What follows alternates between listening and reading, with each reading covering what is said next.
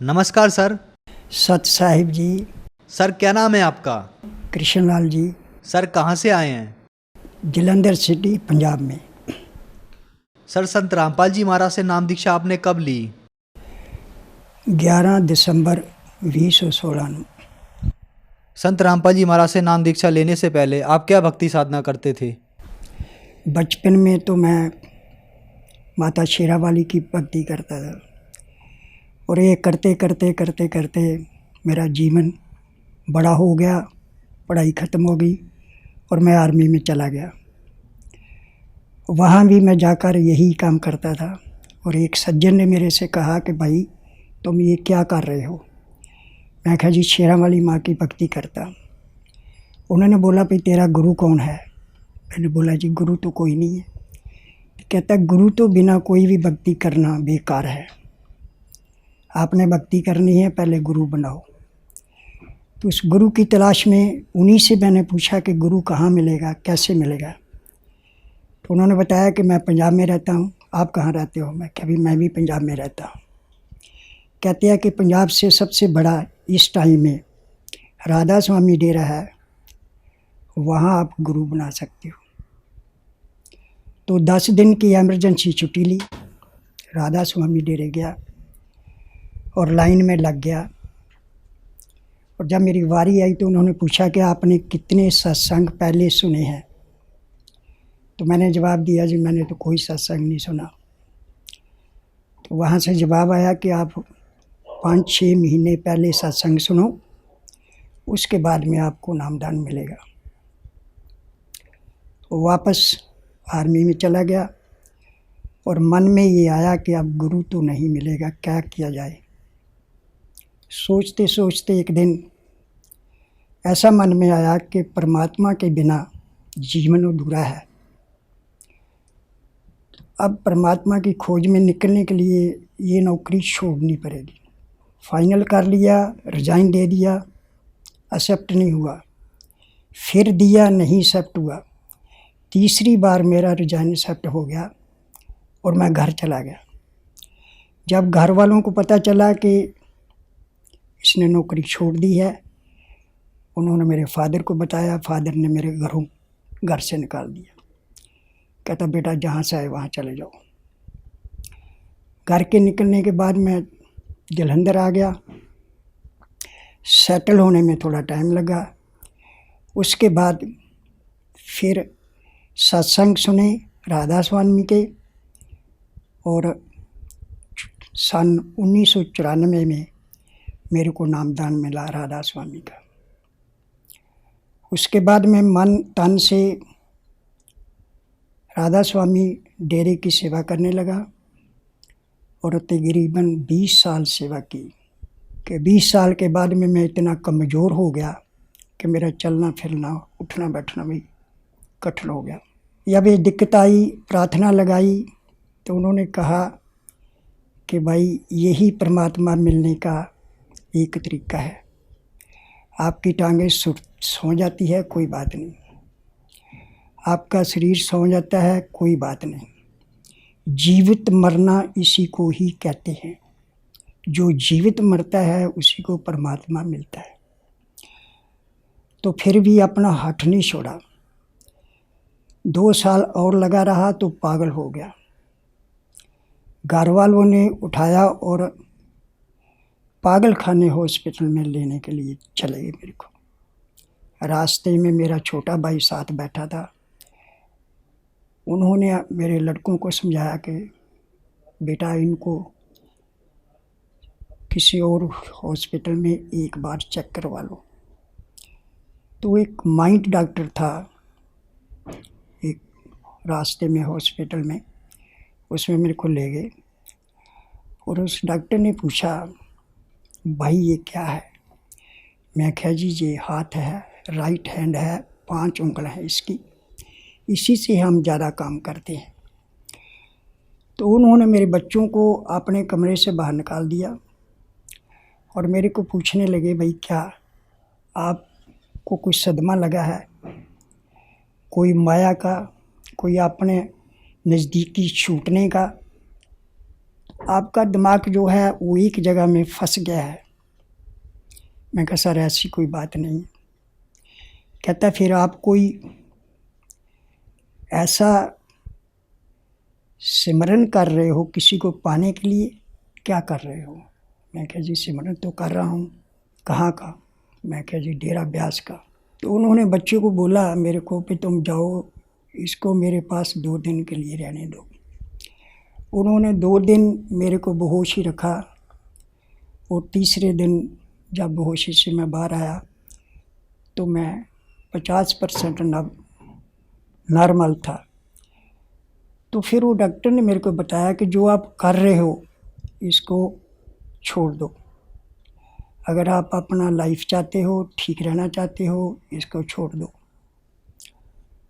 छोड़ तो सकता नहीं था, लेकिन फिर भी मजबूरी की हालत में डॉक्टर की बात माननी पड़ी और मैंने उसको कम कर दिया।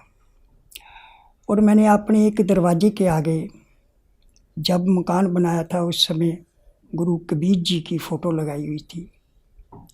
तो जब मैं वहाँ बैठता था तो मेरा मन शांत हो जाता था, इधर उधर जाता था फिर फटना शुरू हो जाता था। तो ये चलते चलते जब मेरे को पता चला कि यहाँ बैठने से मेरा मन शांत होता था, वहीं मैं लेटकर प्रार्थना करनी शुरू की। सर, जैसा कि आपने बताया कि आप 20 साल तक राधा स्वामी पंथ से जुड़े रहे, वहाँ आपने 20 साल सेवा की, जिससे आपका शरीर भी खराब हो गया और आप पागल भी हो गए। फिर आप संत रामपाल जी महाराज की शरण में कैसे आए? एक भगत जी लुधियाने के जिनका नाम मुंगिया जी है, परमपिता परमात्मा श्री गुरु रामपाल जी महाराज की दया से वो भगत जी मेरे फैक्ट्री में गए। वो भी पहले राधा स्वामी जाते थे। उन्होंने जब मेरे को देखा तो बोला भाई जी आप इतने कमज़ोर क्यों हो गए? उनको सारी कहानी बताई। उन्होंने बताया कि वो मार्ग ठीक नहीं है, जो हमें ये 5 तत्व का नाम दे रहे हैं वो सारे का सारा काल का है, और काल कभी किसी को परमात्मा से नहीं मिलने देता। आप कृपा करके मेरी बात मानो और मैं जो बताता हूँ उसको समझो। जब उन्होंने मेरे को एक किताब दी और थोड़ा उन्होंने ज्ञान भी दिया कि इस किताब को ज़रूर पढ़ना, वो पढ़ने के बाद जो भी आप फैसला करोगे वो मेरे को बताना। उस किताब को मैंने जब रात को पढ़ना शुरू किया तो एक के बाद एक सफ़ा जब मैं खोलता था तो मेरा मन करता था कि इसको मैं छोड़ूँगा।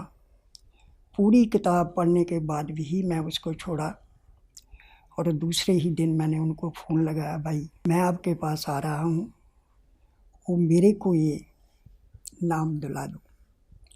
तो उन्होंने जवाब दिया, भाई आप अभी आ जाओ, सुबह की बात छोड़ो, अगर आपका मन मानने आए तो अभी आ जाओ। तो मैंने रात को ही उसके पास आ गया लुधियाना में। सुबह वो मेरे को लेकर इसी जगह में आए और यहीं से मेरे को प्रथम नामदान उन्होंने दिलाया। सर, संत रामपाल जी महाराज से नाम दीक्षा लेने के बाद आपको क्या लाभ प्राप्त हुए? सबसे पहले तो जो मेरा शरीर कंडम हो चुका था, तुरना फिरना और सांस लेना इतना ज़्यादा मुश्किल हो चुकी थी कि मेरे लिए 20 कदम भी तुरना मुश्किल था। गुरु जी परमपिता रामपाल जी गुरु जी ने मेरे को जदों नामदान प्रथम नाम मिला तो मेरे शरीर में ऐसे हुआ जैसे कोई बिजली सी चमक जाती है।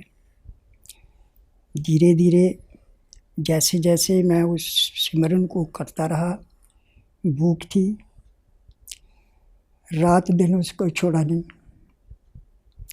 और मेरा पूरे का पूरा शरीर ठीक होना शुरू हो गया। आज उन्हीं की कृपा से मैं चल फिर सकता हूँ और हर कार्य इस संसार का कर रहा हूँ। और दूसरा लाभ, अब उस दौरान में मेरे फेफड़े ख़राब हो चुके थे, सांस नहीं आता था। कई डॉक्टरों को दिखाया तो वो दवाई देते थे, कहते थे जितने एक स्लिंग हो चुके हैं ये ठीक नहीं होंगे, जितने हैं उनसे काम चलाओ। आज जब मेरे को दूसरा नामदान सतनाम मिल चुका है तो इस नाम की वजह से, सिमरन की वजह से, गुरु रामपाल जी महाराज की वजह से आज मेरा श्वास भी ठीक है और मैं हर कार्य जड़ा है वो बड़ी आसानी से कर सकता हूँ। दूसरा लाभ, अभी थोड़े ही दिन हुए मेरी जो बड़ा लड़का है वो गुजर चुका है, उसकी घरवाली जो मेरी नूरानी है वो मेरे पास रहती है। तो उसके भरा का जलंधर में ऑपरेशन हुआ, ऑपरेशन ठीक हो गया, उसको छुट्टी मिल गई। उसको छोड़ने के लिए मेरी नूरानी ने कहा कि डैडी तुमने इनको मिकेरिया छोड़ने के लिए जाना है। तो मैंने कहा बेटा आप भी साथ चलो। हम 5 आदमी गाड़ी में थे, तो एक गाड़ी जो मेरे पीछे तकरीबन 10 किलोमीटर तक पीछे आ रही थी, कई बार मैंने उसको रास्ता देने की कोशिश की लेकिन उसने क्रॉसिंग नहीं की। एक जगह जाके, खुली जगह जाके उसने अपनी गाड़ी को मेरी गाड़ी में जोड़ना शुरू कर दिया। मैं राइट हैंड गाड़ी चला रहा था, लेकिन इतना मजबूर कर दिया कि मेरे को अपनी गाड़ी को डिवाइडर के साथ लगाना पड़ा। जब डिवाइडर के साथ लगाया तो आगे वाला चक्का राइट हैंड का इतना घिसरा कि उसका टायर उठ गया और उसकी जो बीच वाली स्टेपनी होती है वो डिवाइडर के ऊपर चढ़ गई और गाड़ी पलटने लगी।